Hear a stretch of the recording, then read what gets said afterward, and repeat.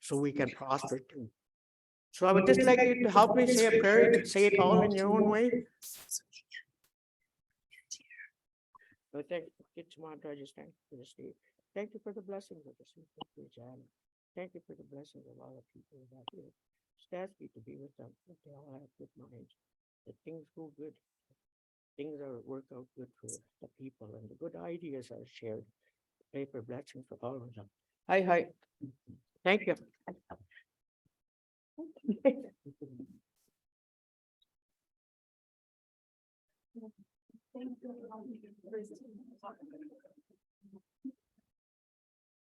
Thank you so much, Valerie Yarenchild, for that. I will now introduce the next person to bring greetings, which is Cherie Moreau. I'm kind of going through my notes here and kind of skipping through some things, and I'll circle back to that if we have time. But we will introduce Cherie. She is the Indigenous Initiative Manager of Programs, Policy and Services with federal and provincial governments. She invokes the spirit of collaboration, relationship building, and partnership, development with private, nonprofit, and public sector institutions. She promotes innovation and collaboration between diverse partners through negotiation, consultation, engagement, and resolution activities involving policy and strategic plan development. If I can flag you up to the stage here and bring some greetings on behalf of Indigenous Services Canada, our partner here to help host today's events.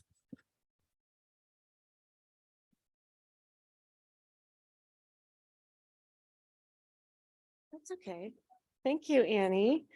Well, good morning, and many thanks, Annie. I actually didn't know I had all those job titles, so that's really interesting to learn.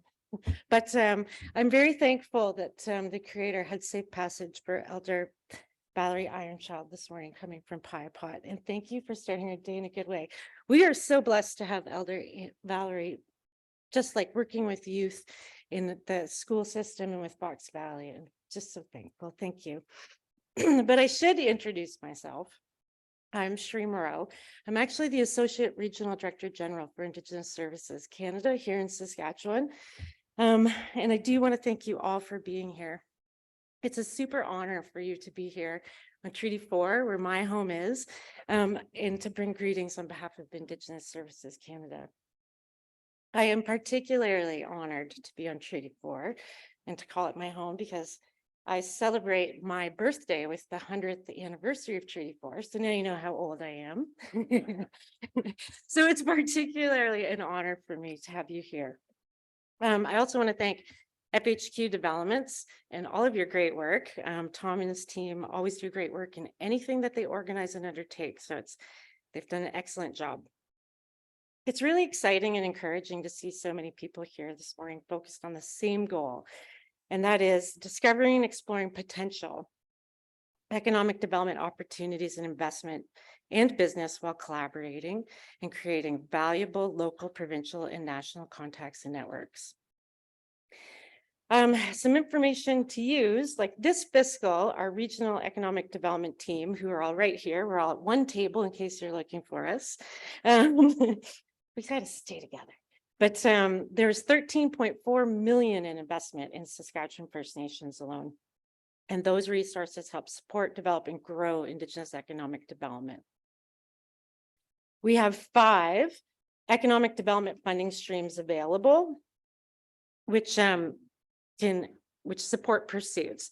And those 3, so there are 3 foundational programs. One is the Community Opportunity Readiness Program, or CORP as we call it. One thing you'll learn about if you've not worked with the Government of Canada before is we love acronyms. We also have core and targeted lands and economic development services program funding, which you'll hear people refer to as LEDSP, all of which can support a wide suite of economic development activities, including capacity development, economic development support services, business soft costs, such as feasibility studies, business plans, and legal costs. In addition, we have the court prioritization framework, and that program construction-ready projects and business expansions. And we have the Strategic Partnerships Initiative, which we call SPI. That program aims to increase Indigenous participation in complex development projects by leveraging the efforts and investments of multiple federal departments and provincial industry sectors. So I do encourage you, for any questions on any of that kind of information, talk to our great team. They're right here today. It is through all of these funding relationships and work that we've done that we've come to know and better understand the business pursuits in which Indigenous communities are involved and the key people who drive business forward, such as our friend Tom Benjo. Clean energy, food sovereignty, and commercial development projects are only a few of the undertakings FHQ, Tribal Council, and its member communities are actively pursuing. Participating in these types of opportunities can unlock significant economic benefits for not only the communities themselves and businesses, but for surrounding areas and industries as well. Indigenous economic participation is paramount to reconciliation. And by working together, we can support communities in achieving self-sufficiency and socioeconomic equality. I hope by the end of today, you feel connected to available partners, you have support and have built networks and are more confident in that you have the resources available to help your community move forward. So I want to thank you and enjoy the event. And then also, I just want to say, like, looking at the agenda for today, like, it's amazing the people that are going to be here and speak. You're so fortunate to have Tom Benjo with you. There's excellent people like Trina Amiot, who I saw here. She's going to be on a Women in Economic Development panel, and that's awesome. And others also. So I don't want to exclude everyone. It's just a really great agenda that you have here today, and such a wonderful group of people. You're all leaders, and everything that you're doing for communities is really valuable and important. And so I just wanted to say thank you and enjoy the day.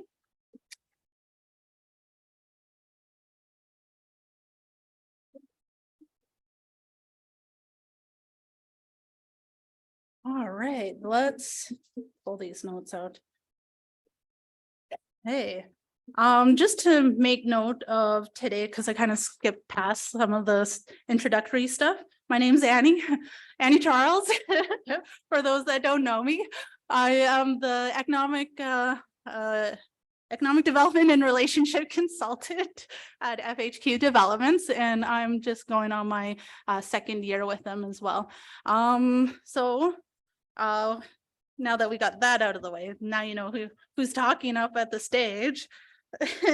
We will just kind of make note of, like, today's events was facilitated with a group of our 11 nations, and this is the outline that we came up with. And so I'm happy that we were able to succeed in providing these panelists for you all to enjoy as well. And so this kind of came out of that consulting piece with them. So thank you to the 11 nations for helping design today's events. All right, so we'll just kind of speed things up a bit. So now I would like to introduce FHQ Development's President and CEO Thomas Benjo and Mayor Sandra Masters, City of Regina, to discuss economic reconciliation. I will now do bios. No, cut the bios. Okay. Everyone knows these two, or should. All right, I'll leave it to you to continue. Thanks. Thanks so much, Annie. Yeah, welcome everyone. I know our tribal chief isn't able to attend today's event, and I know he's busy doing tribal council work. So just want to bring greetings on behalf of the tribal council as well, and just thank everyone for being here, and thank the team and thank Annie for being able to bring everyone together and you know, put together a good agenda today based on some of the issues that are kind of coming forward in some of the relationships that we have in community and in business, and trying to find solutions around you know, just some of the things that are keeping us up at night. And so it's great when we have that time to be able to come together and share, you know, how do we work better together? How do we solve some of these issues? And continue to create prosperity for our communities. So thanks for that, and I want to thank Cookham Val for her opening prayer. Cookham Val actually was one of the elders at the schools that my kiddos went to, so they were always so excited to go and visit Cookham Val every morning. So just wanted to share that little tidbit there.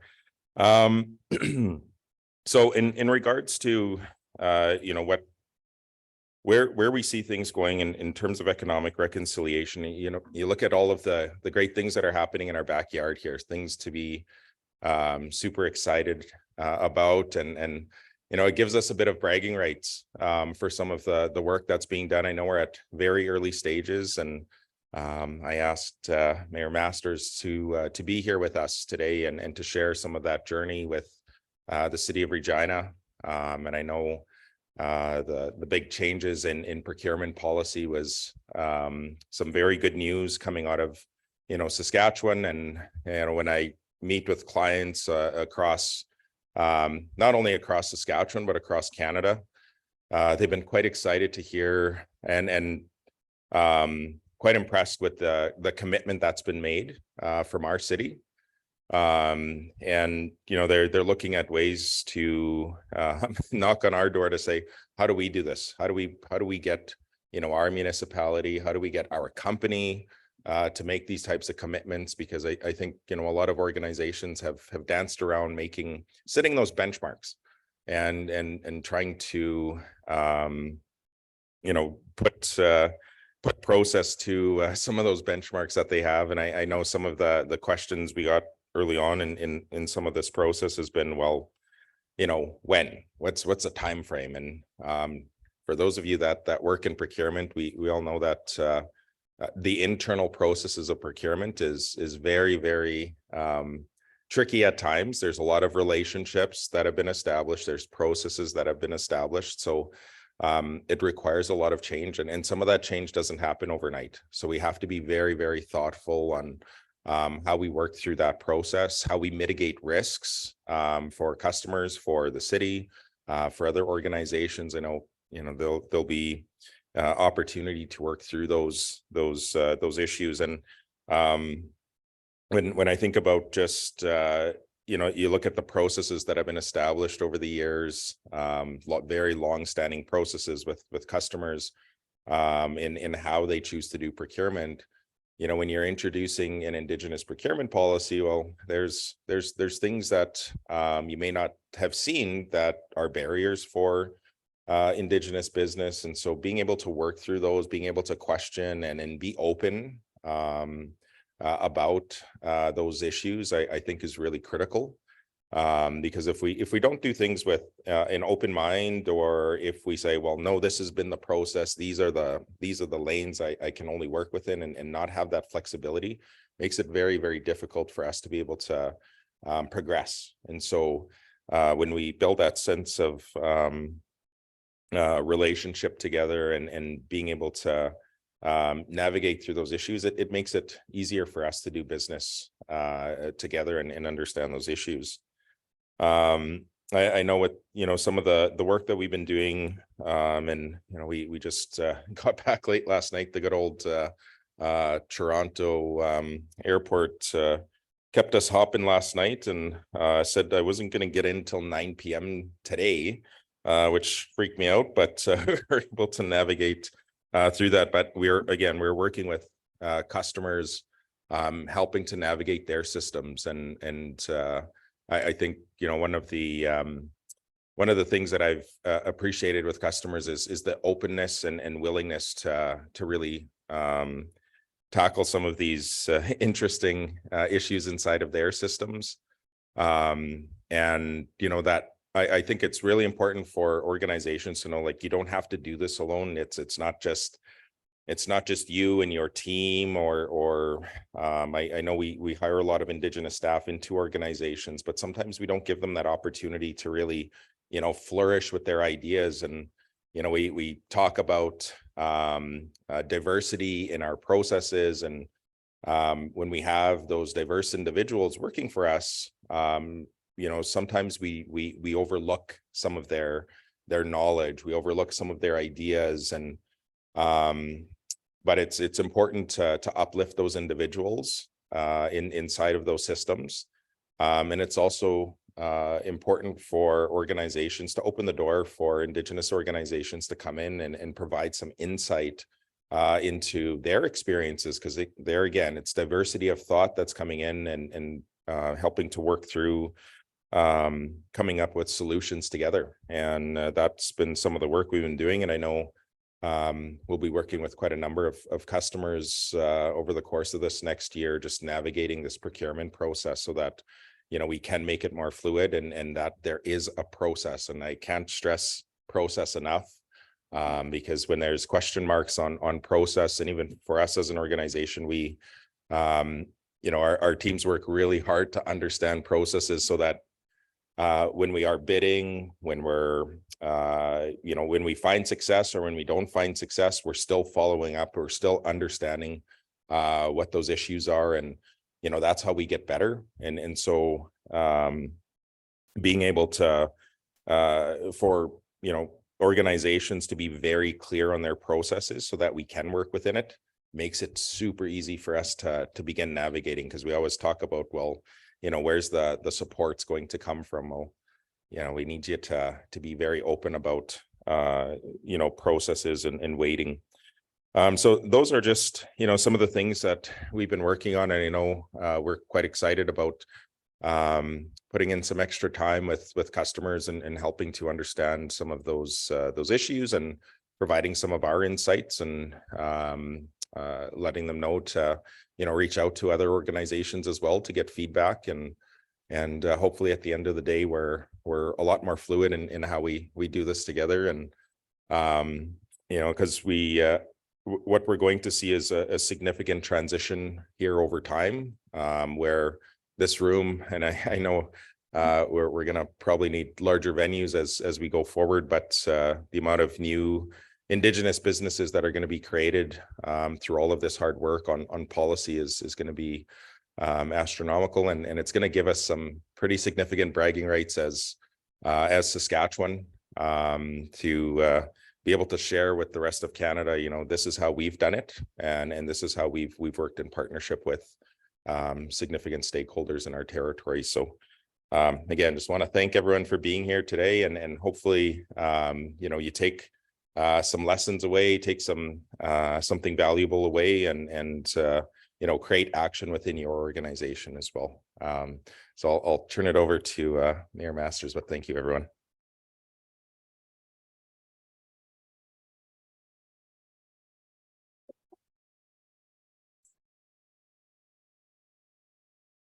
Good morning, everyone. Thank you so much for having me here today. Thank you, Thomas. Thank you, Annie. And thanks for the blessing, Elder. I need to first acknowledge that I have the absolute privilege of being mayor in Treaty 4 territory. And I think I try to remind myself often that 149 years ago, First Nations and the Government of Canada came together to get an understanding of how we wanted to work together. And that fell apart, clearly. A lot of harms and a lot of exclusion and a lot of isolation happened as a result. And so I always like to remind myself, when we're acknowledging treaty and we're acknowledging land, my city, our city thrives here because those treaties were signed. And so we have a responsibility to ensure that we're trying to correct, right? The idea of reconciliation is understanding the truth and then moving forward in a way that allows fairness. So I just will say, on behalf of my council colleagues in the city of Regina, I'm really pleased to be here today as part of today's forum. I think I recognized during the campaign, when we were moving into this, when I was considering running for mayor before I announced, that idea of economic fairness. And I will tell you, when I was campaigning, and I lived in the prairies for like my whole life. And so I'd been in Regina for 24 years and knew I was ignorant. I knew I knew at least that I was ignorant of what I didn't know.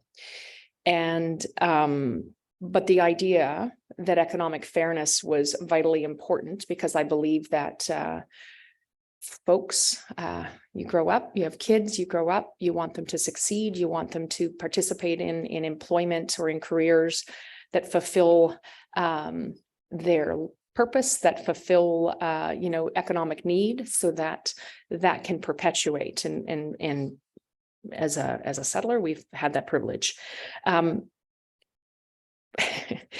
I'm actually just going to step away. Well, actually, I'll give you some facts. The city of Regina spends approximately $200 million in procurement across 1,400 procurement activities.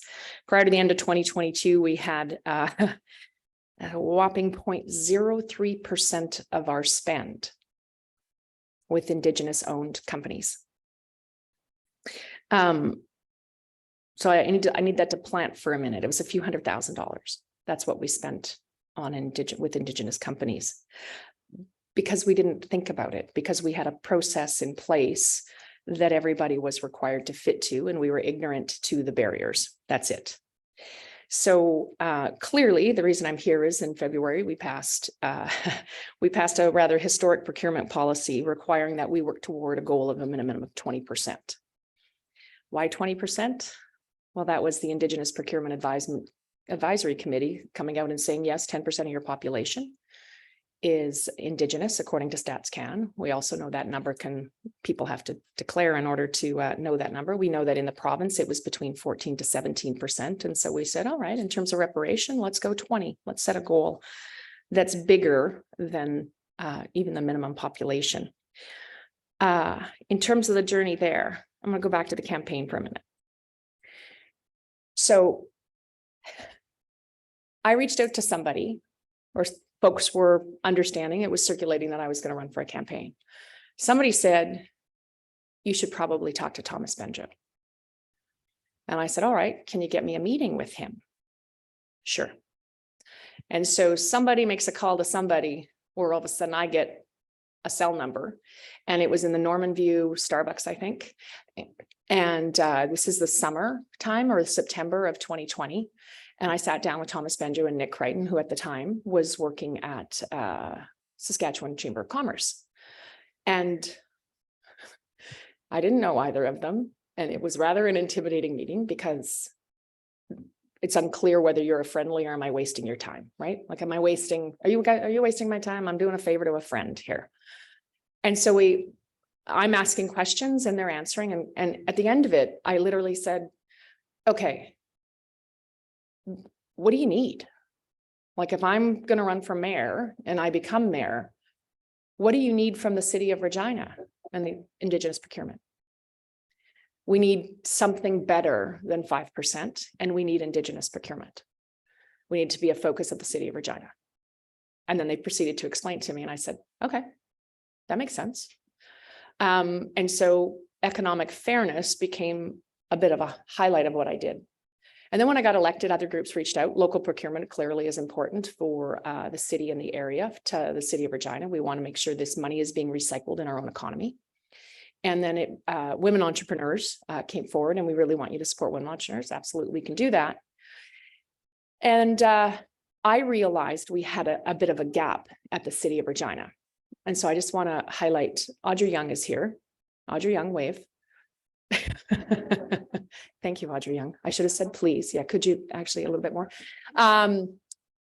So Audrey Young, at the time that I met her, I had never met her before. The time that I met her, was working for the Regina Police Service. She was the first Indigenous woman hired with the Regina Police Service, and she was the highest Indigenous ranking officer when she retired after 32 years, 27, 30. All right, 30, whatever. I just added some time, because sometimes that time. And so I actually got to know her because based upon a recommendation, again, and I think part of my theme here is it is about connection to get to collaboration. And the connection, you develop relationship, and relationship develops collaboration. And so through Thomas Benjo and Nick Crichton, then I met then Tribal Chief Bellegarde, and had a lengthy discussion, philosophical discussion about, again, this is a continuous journey of learning for me. And I realized early on, I got a phone call from a local Indigenous leader, a community organization, who reached out and said, I want to talk to you about this. I'm like, okay, we'll meet. And then I had the notion that I don't have people in my inner circle who are Indigenous, who can be in a room, in a circle of trust, we call it, where you can say anything you want, you can ask really dumb questions, you can test kind of what you're trying to think of. And so I actually reached out, I got a name, I talked to Chief Evan Bray and I said, who in the community, you've got all these relationships, who in the community? And he says, you know, who you should talk to is Audrey Young. And so that's how I met Audrey Young, was through Chief Bray. And then through Chief Bellegarde, he said, you know who else you should talk to? You should probably talk to Gayleen Anaquad, because she used to, here's her resume, here's who she used to work. And so I literally would meet monthly and I would talk about things going on in the city with these women. And we would talk again about bigger philosophical issues. And so what that presented to it was access to Audrey Young. And so at the city of Regina, and I'm just going to give you this other stat, it was February of 2022, the first time the city hired an Indigenous person to be in charge of Indigenous relations for the city of Regina. Like, that's massively wrong, in my opinion, but hey, at least we get it right now. And I required of the then city manager, and I said, I understand there's not a VP position for this, but as a director, so if you think about it, there's the mayor, there's a city manager, mayor and council, there's a city manager, it's executive, and then there's directors. I said, I appreciate this is a director position, which it wasn't, but it is now, a director position. And I said, that position has to also report into my office, because I need counsel. I need to be able to have full access to this employee because of the skill set and relationships that she brings. We need advice, and I need to be informed and continue my learning. And so it's the only position as a director at the city of Regina, which literally has a dual reporting to the mayor and to the city manager. And so that protects as well as elevates that position to go across the organization. And so I've got to watch as folks within the city, and this is the really good news, is folks within the city reaching out going, hey, can we meet with you? Can we have discussions with you? Can we understand? Can you spend some time with us so we can understand your role and you can understand ours so that we can have better understanding? And I know it was hard on her, because there is bias and there is racism and there is dismissiveness and there is siloed kind of forms of thinking. And she persevered. So at the same time we're doing this, we're also requiring, I brought a motion forward for Indigenous procurement. And I didn't put parameters around it. I said, you're going to work this out. And it was Audrey who said, you need to pull folks together. We need to get people in a room to advise us on this. And that's how the Indigenous Procurement Advisement Committee was formed. And how it actually came to be is not without a barrier every step of the way from an internal. Thomas touched on it: process, policy, and from a procurement perspective. In all fairness, over the years, they figured out that, hey, it's probably way more economically feasible or makes more rational sense if we bulk up procurement, because procurement takes a really long time. And so if we can take a project that's worth $20 million, but has a dozen different businesses involved in that $20 million, we'll just procure $20 million and make that person responsible for all of that stuff. And what we understand now is that actually that's preventing smaller businesses from accessing some of our procurement, because if they don't have a relationship with the person bidding, they don't have access to that procurement. And so what has been built up and rationalized from an efficiency perspective was actually blocking out a whole bunch of small players. There's that layer of it. And so we're going to ask procurement, who would probably like to take a couple of years to do this, to break it down, just to allow more local business, step one. But then look at the policies that are in place or the lack of relationships that are preventing Indigenous businesses from bidding on our projects. And we're like, what? And I'm going to tell you, on the other side, they're saying, well, it's fair. We post it. We give instructions on how to do it. Fair. It's like, no, I'm actually think that's where Audra comes in to explain you don't understand the barriers. And over this course, you know, you continue meeting. I had another meeting with Nick Crichton and Thomas Benjo, and I said, motion's forward, procurement's working on it. They're going to come forward. I think you guys are going to have to step up and lend your voice. Are you good with that? It's like, yes. And so that connection back then into Audra is we're going to shepherd this through and make sure that we take the opportunity to educate and that folks have the opportunity to learn as well. Those barriers that exist, that bias that exists, where a process that's been created over time has, whether intentional or not, blocked folks out. And so from my position, it's an easy defense and an easy thing to champion, because if we're not trying to establish what others have had access to for decades, frankly, which has allowed wealth to build up, has allowed capacity to be built, then we're not really living up to Call 92. And I think what's been amazing within the city is that our manager of procurement entered into this process, and she went in wholeheartedly. And so we asked her at council when this came for approval last month. I asked her the question. I said, you know, Tammy, I said, Ms. Moyes, can you tell us anything about what this has been like for you?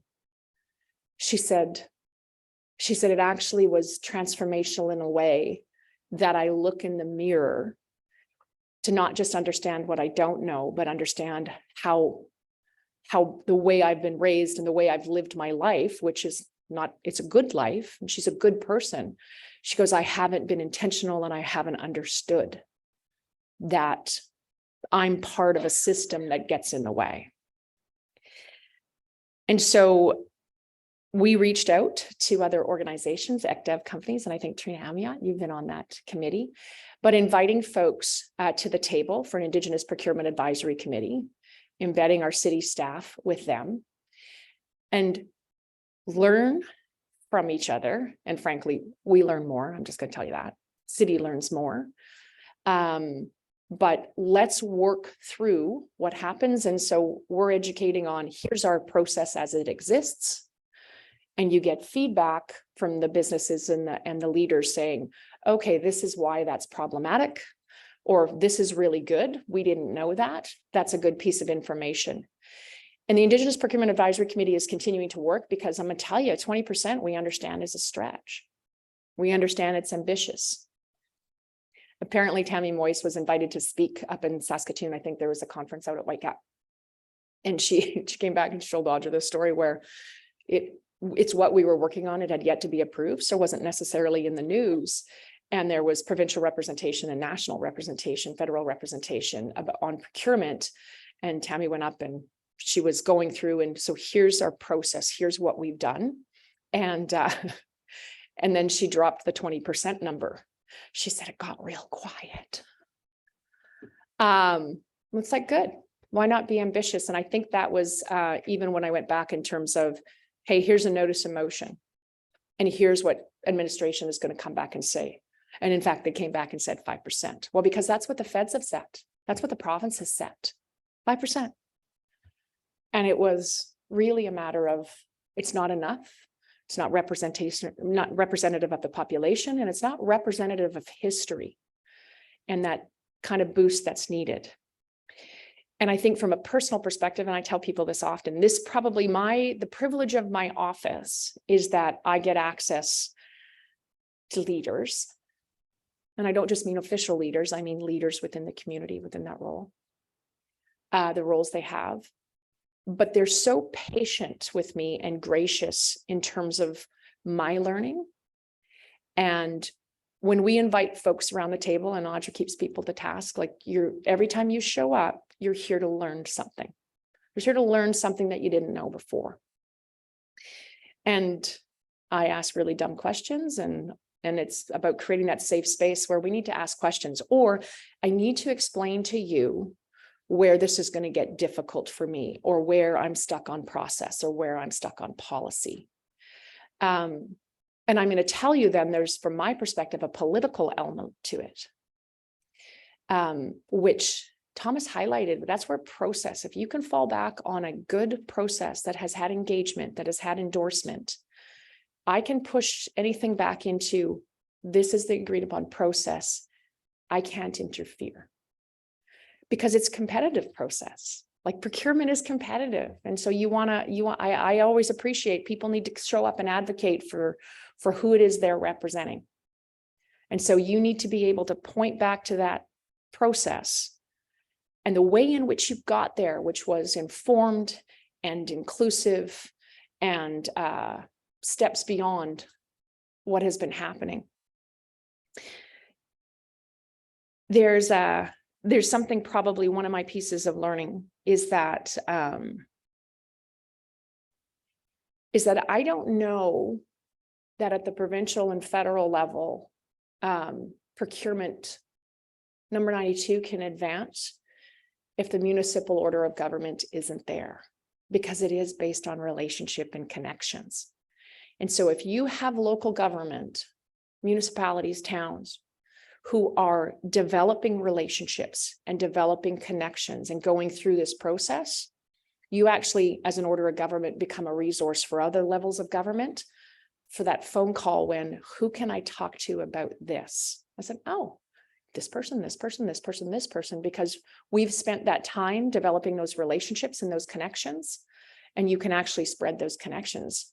Because the further you get away from the relationships in an economic ecosystem, the harder it is. I would tell you that the harder it gets. And I'll go back to $200 million we were tranching up into really big things. Well, the provincial budget is that much bigger and the federal government is even that much bigger. That's my push for why municipalities could use some more money, just in case you were curious, for infrastructure. But that idea that relationships get built on the ground, and we're on the ground. And so when the provinces are sitting up here and are looking for those relationships and developing policies, and the federal government is doing the same thing, I just think that municipalities should end up being the resource for the relationships. And I think that's a responsibility of municipalities. I'll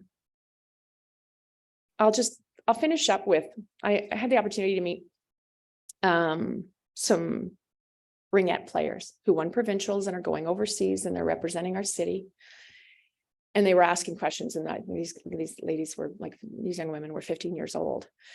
And they asked me a question about leadership. And this is what I mean by we have a whole bunch of leaders in this room. And my definition, they said, what's your definition of leadership? And I said, it has 3 parts. You have to accept responsibility to empower others to achieve a common goal. And so really it starts with accepting responsibility that if we're going to champion something, whatever level of leadership you're at, or if it's just in your role that you have, that you do that, you accept responsibility, you figure out how to empower others, and you state your goal. And I think the goal of procurement and the role of government has to be that when we're spending massive amounts of money, that we allow for capacity building and a goal for Indigenous companies to prosper and actually build their own capacity. That kids that are in school right now, Indigenous children that are in school right now, can go, holy cow, I can own a paving company, or I can own a tree trimming company, or I can own a clean energy company. That idea of hope and a future, which is perhaps not being identified 20 years ago, exists, because from a city perspective, that's what we're hoping for. We're hoping that the kids today that are in school are dreaming of what they can be. And that's what it all comes down to. And when we've had barriers in place and we haven't had capacity building and we haven't had inclusive procurement, you've limited that ability of children, and it's just can't be what we're about. I think the next steps, I think that, I'd like to thank the members of the Indigenous Procurement Advisory Committee for not just what you've allowed us to develop, but for actually showing up through the hard work of implementation. Sometimes the idea is great and, oh, we're going to do this, and then we put it on a shelf. But that continued commitment to showing up with us so that we can figure out that implementation is as important, if not more important, than a policy that could be in name only. I'll thank the city's procurement team and just the city council for being open-minded and learning about what it is we need to do. And to Thomas and FHQ Developments for having me here today to discuss this. I'm just going to leave you with, this is how big of an impact these things can have, which I'm going to tell you, we're nowhere near there. But in 2022, that 0.03% that I talked about of our procurement that got awarded, even since the fall and the procurement team working through and learning with the help of the IPAC committee, we're already in the first quarter at 1%. And so that's how, I mean, and again, I'm super embarrassed about the 0.03, but when you know better, you do better. And I think that our procurement team is living that. I think we're going to run into hurdles, but we're going to keep working through it because it's important, not just for the past, but it's absolutely imperative for the future of our city. So thank you.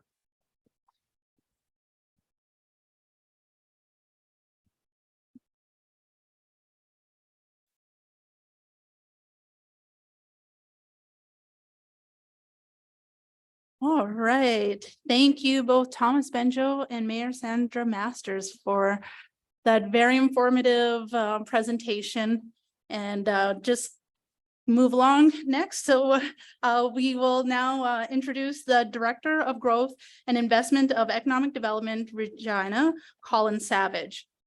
And then I'll just read his bio this time as quickly as I can.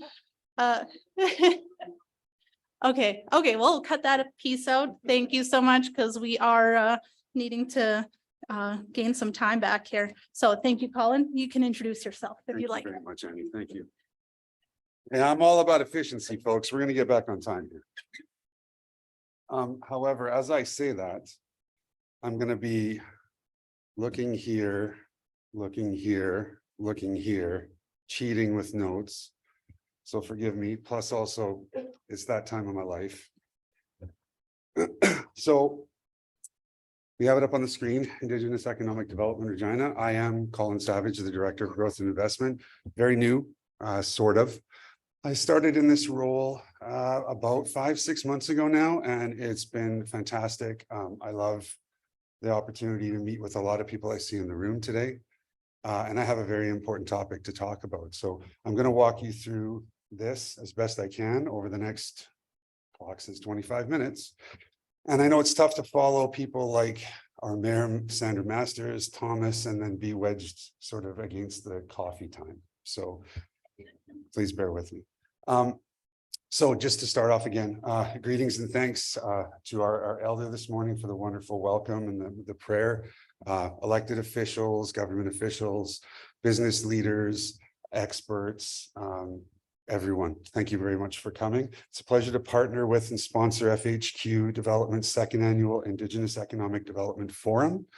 If I keep doing this, it's okay, because I have a very big voice and I used to be an elementary school teacher, so it should be fine. And we're just really happy to welcome everybody here today. And now I'm going to get a little bit nervous because I'm going to do something that I'm not used to doing, which is so I'm in very unfamiliar territory today, but I feel okay about that because I'm in a room full of people that are much better at this than I am. They're experts.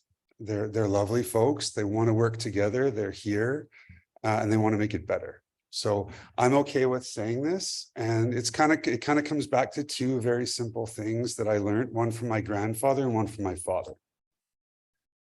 And the thing I learned from my grandfather was honesty is the best policy, right? I'm not going to come up here and tell you how Indigenous economic development works, how economic reconciliation works.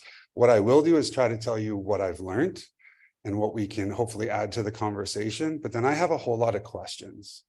And those are questions that we're hopefully going to be able to work together to figure out.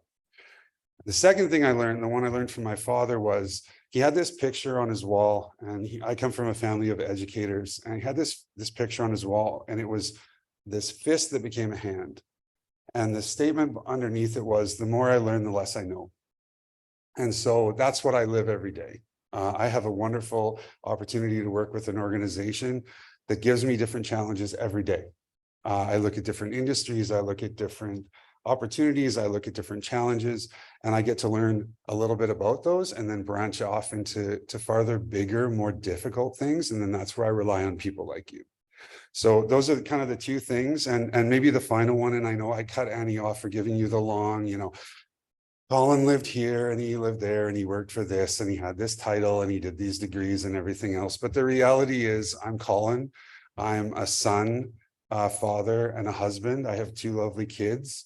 I came back to Saskatchewan after living overseas for a long time to take care of my parents. I'm the oldest boy of 4, and I thought it was my responsibility.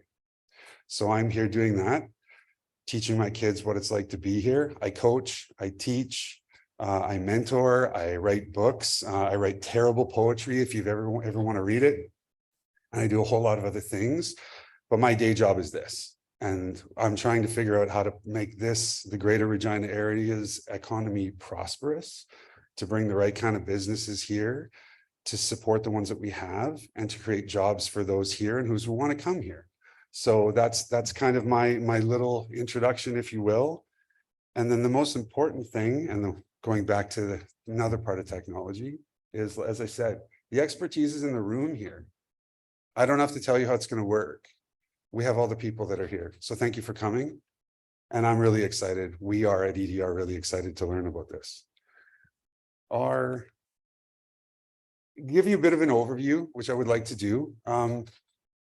So EDR has a brand new business plan. Thomas is fully aware of it. He's a member of our board. He helped us figure it out.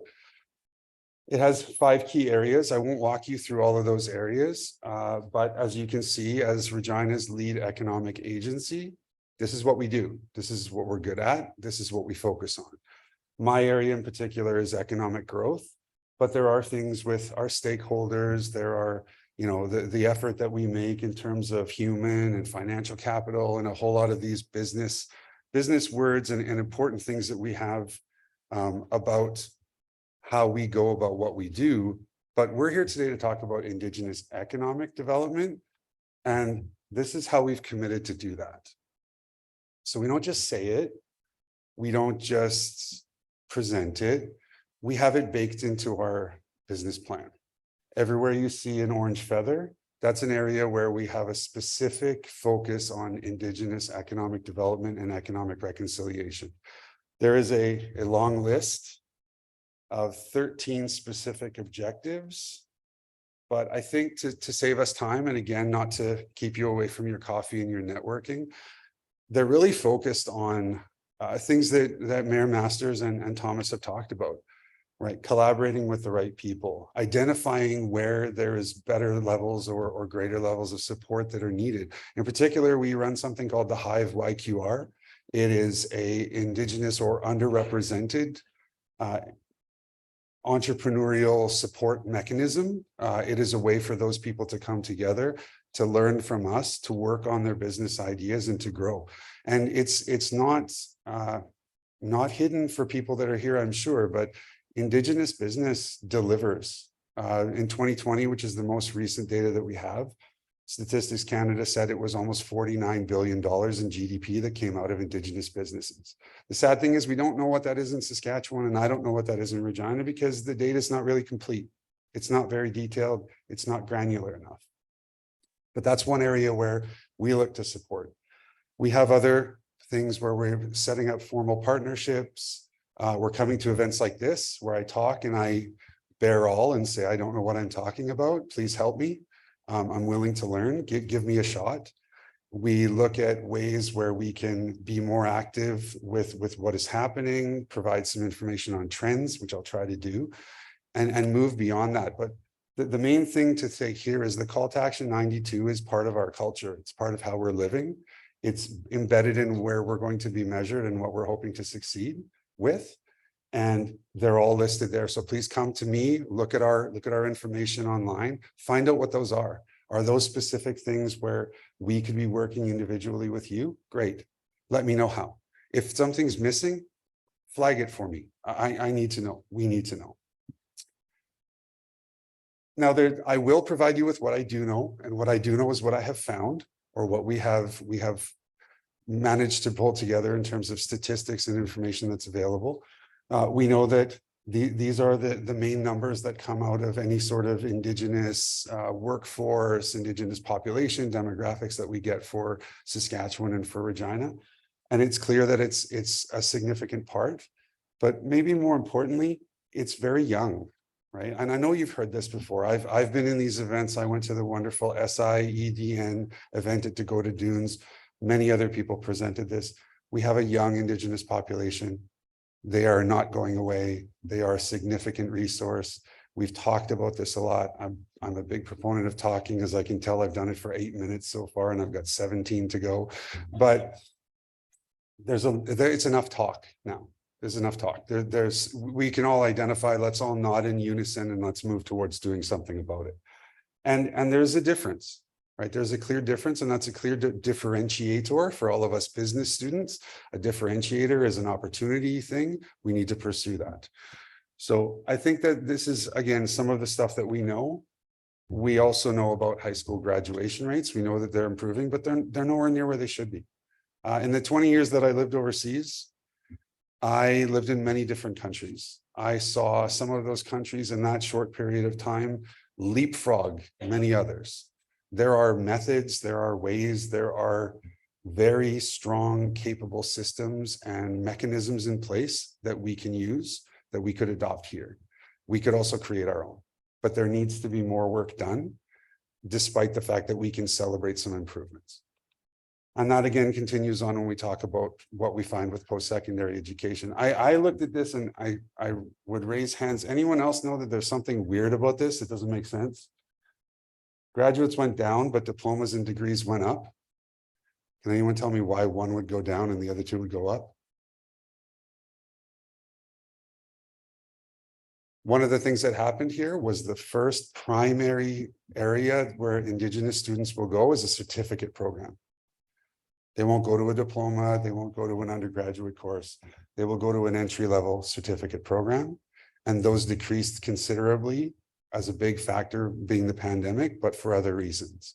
So I love the fact that we're getting more people that are doing more detailed, more advanced studies, but we're losing the ones that are trying to get in the door first. So something needs to happen here, and we're working with our educational partners to try to figure out why. That's only my understanding of potentially why, but it's something that we need to recognize. Again, when we looked at our labor, so I talked about demographics, I talked a little bit about graduation rates, who we're getting, a young population. They look kind of the same, but when you get into it, it's not. And what you notice here is that the big difference is when we talk about things like administration and management. We don't have enough Indigenous people in management positions. We heard Sandra, we heard Thomas talk about it. We have people getting into work, but they're not getting into decision-making jobs. There's still some kind of barriers. There isn't the openness to look for those people with different ideas. As I mentioned before, I lived overseas for 20 years. Man, I was in lots of rooms where I was the one person who didn't know what was going on. So there's a lot of different ways and different methodologies and systems you need to be open to and entertain, and then see if there's some valuable points you can take out of it to maybe change the system and the structure we have today. Now, so if I go back quickly to that, so what do I do? So I'm Mr. I'm Mr. Savage. I have my business degrees. I have my data, right? I put it in my model. I figure out what the gap is. I look to figure out how I'm going to plug and play it into certain things. But is it a puzzle piece? Like, do we take what we find as this and we just plug it into that? Or is it a match? Do we just start matching things up? Is that the way it works? But what you recognize, if you think about this a little more deeply, is those two systems are still dictated by the person making the decisions, right? It's still me. I'm the one that has the puzzle. So I'm the one that's taking the predetermined piece and I'm putting it in here. Or I'm the one that's creating the structure to say diversity is the way to go. We need to have these levels. We need to have these numbers. But maybe there's a better way, or maybe there's a different way. Maybe there's a way where I suspend what I think are the proper structures and the proper ways and processes of doing it. And I look beyond that. And I think that's just something maybe for a second to stop and consider. And then when we were building this presentation, one of the things, obviously, again, standing up here and saying, I don't know what the heck I'm talking about, was the first hurdle I had to overcome. The second one is, you know, we all talk about data and we all talk about information and making decisions, but is that the kind of data that we want? Like, is that the way that we want to do it? Is the information and all the questions I say, well, okay, so let's pull back for a second and say the federal government does a pretty blanket job of telling me what's going on with Indigenous communities and populations. It doesn't go granular enough to tell me what's happening in Regina or even in Saskatchewan for that matter. So my local issues and what I need to overcome, I can't really get out of the information that's there. So my brain starts running and saying, man, there's all of these other types of information I really want. I'd love to see, you know, maybe some more specific information on graduation rates, or I'd like to see more maybe gender differences, or I'd like to do whatever. But those are all my way of thinking about what's important. That's not looking at cultural considerations. That's not looking at local value propositions, right? Maybe in my community, I think that a person is really valuable when I see them actively going out and supporting others. It's not based on their resume. It's based on how they act in a group. It's based on how they're a natural leader. It's based on other things that they do that aren't quantified in our structure. So I wonder, is this a time? Is this a time for considering maybe, you know, why don't we go about figuring out a way that is led by Indigenous groups? Like, what do you want to know? What data do you need? How do you make decisions? Right? And I think it's a wonderful time now, because I know, like I mentioned, the SIEDN, FHQ is a great example. I learn about economic development or related organizations every day that are focused on Indigenous, Métis, and other groups. I traveled to 64 of the 74 First Nations in my first 4 years back to Saskatchewan, and I met wonderful people all over the province.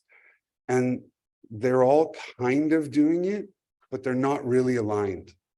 And the lovely thing is you don't have it. It doesn't exist now. So this is a time to create it. Maybe that's a time to come together and figure out what is the information you need to make decisions, as a thought. And I know we've recognized this, we've mentioned this, you've heard this many times before, but just to tell you, like, this isn't something that we're learning as we go. We've learned, we've listened. We understand that the barriers are significant.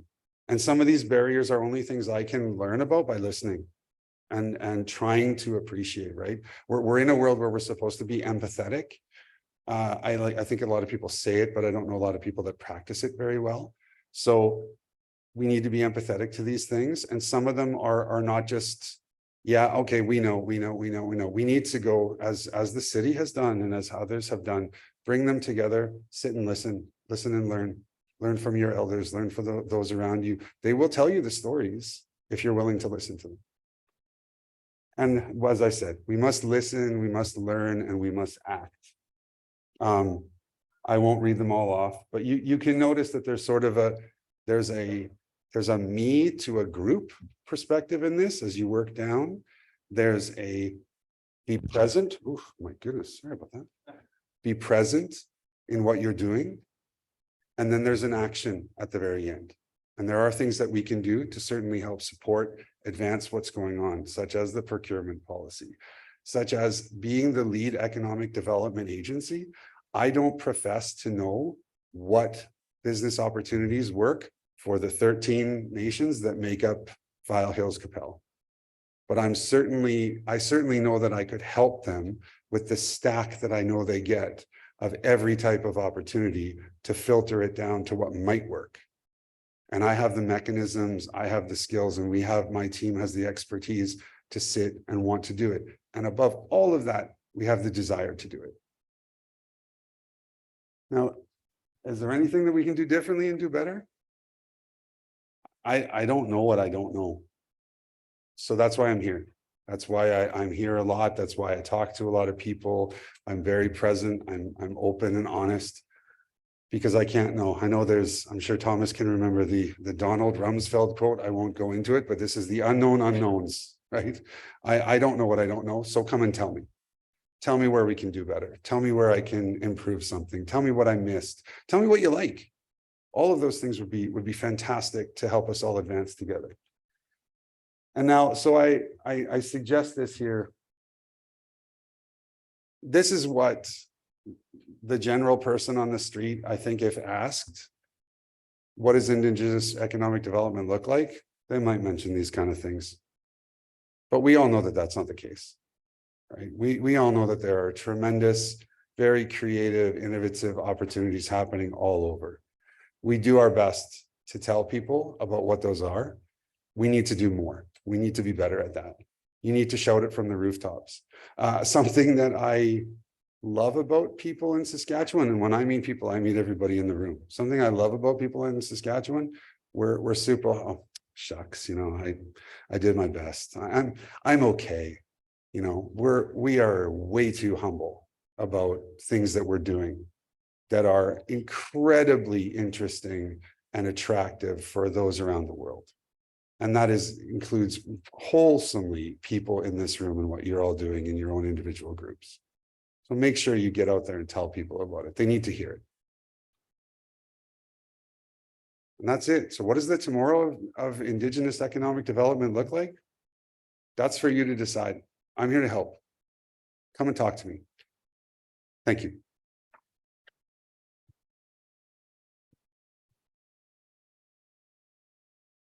So how was that? Look, I had like the computer, I had the glasses, ticker. You did very well. Thank you. See, like you got to ask for praise. Thanks very much. He's, Thank you. yeah, he's good at his job, that's for sure. And he has lots of experience, which you would have heard in the bios if I read it out loud. So now at this moment, we're going to be taking our break for 15 minutes. So we'll get started at 10 o'clock.